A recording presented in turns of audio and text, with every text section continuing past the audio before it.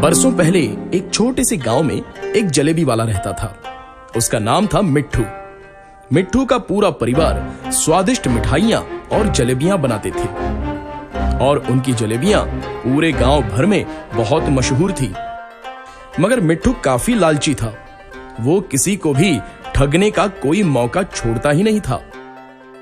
मिट्ठू की दुकान एक स्कूल के पास थी और बच्चे अक्सर उसकी दुकान से जलेबियां खरीदते थे। मगर मिट्ठू उन बच्चों को भी ठगने का कोई मौका छोड़ता ही नहीं था। उसी स्कूल में राधा नाम की एक गरीब लड़की पढ़ती थी। राधा बहुत ही गरीब थी और उसके पास कभी पैसे होते ही नहीं थे। मगर राधा के दोस्त उसको कभी कभी अपने पैसों से जलेबी खिलाया करते थे, खास तौर पर राजू जो जमींदार का बेटा था। राधा ने कहा, राजू, तुम मुझे अपनी जलेबियां क्यों दे रहे हो? तो राजू बोला, राधा, तुम मेरी दोस्त हो। टीचर कहती है कि बांटने से सुख मिलता है, तो तुम्हारे साथ जलेबी बांटकर मैं भी खुश हो रहा हूँ। एक दिन बहुत तेज बारिश हो रही थी और स्कूल की छुट्टी थी। राधा अपने घर में बैठी काम कर रही थी और उसकी मां ने देखा कि घर में चावल खत्म हो गए हैं। तो राधा की मां ने कहा, बेटा, ये सिक्के लो और जाकर बाजार से थोड़े चावल ले आओ, मैं खाना बना लेती हूँ। तो राधा ने कहा, ठीक है माँ। ऐसा कहकर राधा बाजार की ओर निकल पड़ी। जैसे ही राधा अपने स्कूल से गुजरने लगी तो उसे पास के दुकान से गरम गरम जलेबी की महक आने लगी। राधा के मुंह में पानी आ गया। राधा ने मन ही मन में कहा, ओह, क्या स्वादिष्ट जलेबी है, काश मैं इसे खा पाती। चलो कोई बात नहीं, खा नहीं सकती तो कम से कम इसकी सुगंध तो महसूस कर सकती हूँ। ऐसा सोचते हुए राधा थोड़ी देर वहीं खड़ी रह गई और जलेबी की खुशबू का मजा लेती गई। फिर कुछ देर बाद वो निराश होकर वहां से चलने लगी। तब मिट्ठू ने कहा, अरे ओ लड़की, कहां जा रही हो? मेरे पैसे बिना दिए? तब राधा ने कहा, पैसे?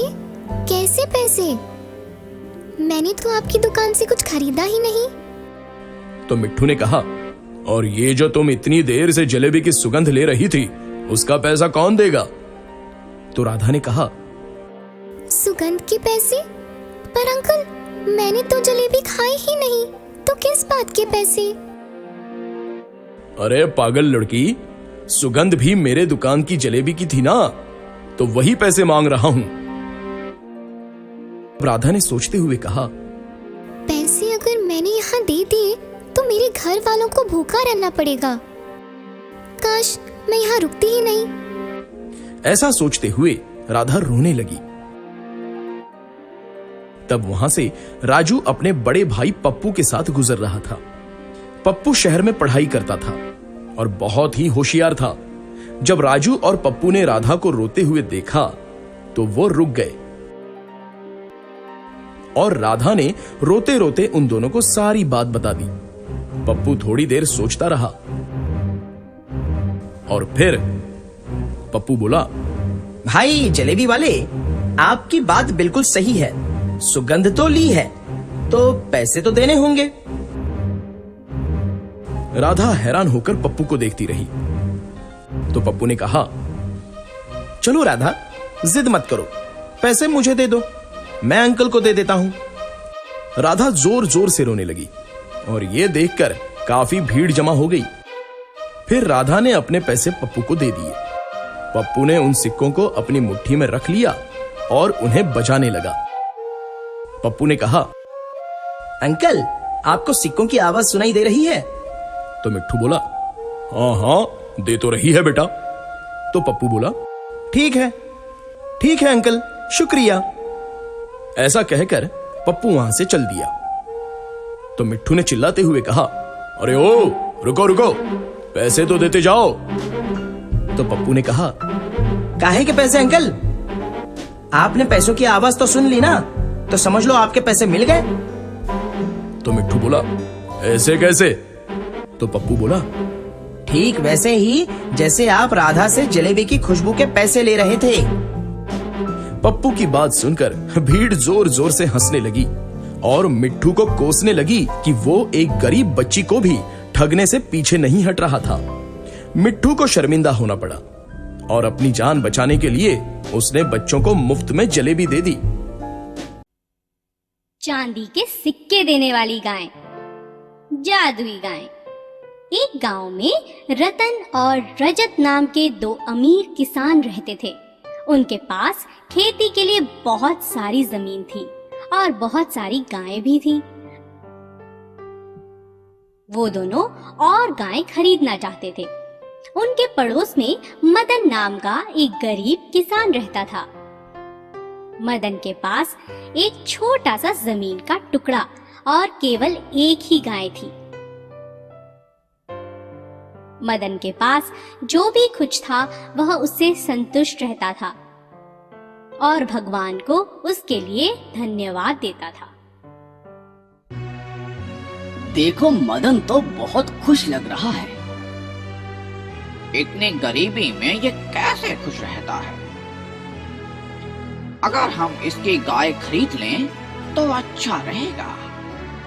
एक दिन रजत और रतन मदन की गाय खरीदने के लिए उसके पास आए। कैसे हो मदन? हम तुम्हारी गाय खरीदना चाहते हैं। इसके बदले हम तुम्हें 10 चांदी के सिक्के देंगे।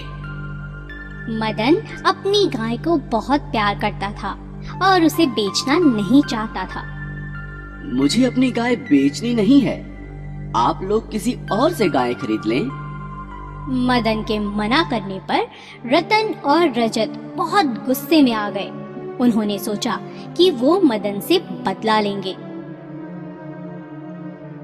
रतन, मदन ने हमारा अपमान किया है और गाय भी नहीं बेची। हाँ हाँ रतन, हमें अपने अपमान का बदला लेना चाहिए। क्यों ना कुछ ऐसा करें कि वह अपनी गाय बेचने पर मजबूर हो जाए। यही हमारा बदला होगा। अच्छा अच्छा, कैसे? हम उसकी फसल नष्ट कर देंगे तो वह क्या खाएगा और क्या गाय को खिलाएगा? उन दोनों ने रात के समय मदन के खेत जला दिए। मदन ने जब यह देखा तो बहुत उदास हो गया। हे भगवान, यह क्या हो गया? अब मैं जीवन यापन कैसे करूंगा? कई दिन बीत गए और मदन का सारा राशन खत्म हो गया। मदन और उसकी गाय दोनों भूखे थे। उसने सोचा, अब मैं गाय को कुछ नहीं खिला सकता, इसे बेच देता हूँ। नया मालिक इसे खाना तो देगा। अगली सुबह मदन गाय और अपनी सारी पूंजी लेकर गाय बेचने के लिए निकल पड़ा। रास्ते में उसने सोचा, मेरे पास केवल 10 सिक्के हैं। रास्ते में कोई चोर या लुटेरा मेरे ये सिक्के छीन लेगा तो बहुत बुरा होगा। मैं यह सिक्के अपनी प्यारी गाय के गले से बांध देता हूँ। थोड़ी दूर जाकर वह एक सराय में आराम करने के लिए रुक गया। सराय के बाहर उसने गाय को बांध दिया और खुद अंदर चला गया। तभी गाय के गले में बंधा चांदी का एक सिक्का नीचे गिर गया। सराय के मालिक ने सिक्का गिरते हुए देखा और सोचा, यह गाय तो चांदी का सिक्का देती है। शायद इसके मालिक को यह बात नहीं पता। क्यों ना मैं यह गाय खरीद लूं? क्या यह गाय आपकी है? जी हाँ, मेरी है। मैं इसे बेचना चाहता हूँ, इसीलिए बाजार ले जा रहा हूँ। अब आपको बाजार नहीं जाना पड़ेगा। मैं इसे खरीद लेता हूँ और इसके बदले मैं तुम्हें बहुत से चांदी के सिक्के दूंगा। बहुत से चांदी के सिक्के? ठीक है, जैसी आपकी मर्जी। सराय के मालिक से सिक्के लेकर मदन अपने घर की ओर चल पड़ा। घर पहुंचकर वह चांदी के सिक्के गिनने लगा और सोचा कि यह तो इतने सिक्के हैं कि वह अब एक नई गाय खरीद सकता है। यह तो 500 चांदी के सिक्के हैं। कुछ ही देर में रतन और रजत वहां आ गए और उसके सिक्के देखकर हैरान रह गए। अरे, इतने चांदी के सिक्के तुम्हारे पास कहां से आए? ये सिक्के मुझे मेरी गाय बेचने से मिले हैं। भगवान ने मुझ पर कृपा की है और अब मैं बहुत सी गायें खरीदूंगा। रतन और रजत यह सोचकर उदास हो गए कि उनकी योजना उल्टी पड़ चुकी थी। मदन अब अमीर बन चुका था। किसी को नुकसान पहुंचाकर आप खुश नहीं रह सकते।